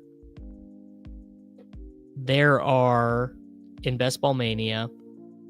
So almost a quarter of Josh Allen teams have Dalton Kincaid on them. Interesting. Okay, what about how many times was Brashard Smith drafted? Brashard Smith, 3,921 times. How many times was he drafted without Worthy, without Mahomes, without Rashee, and without Kelsey?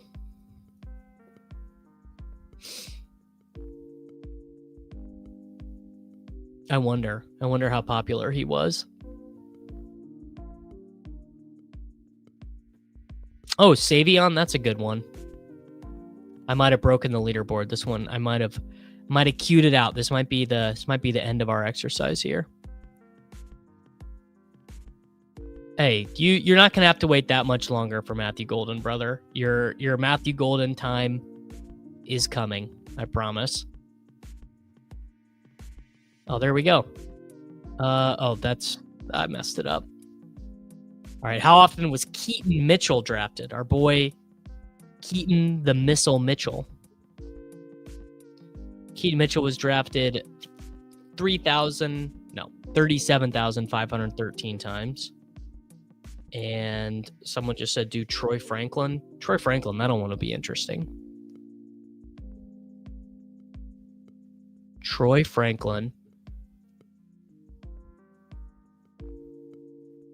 24,654 times with a 23.5% advance rate. I wonder if any of these are Peter.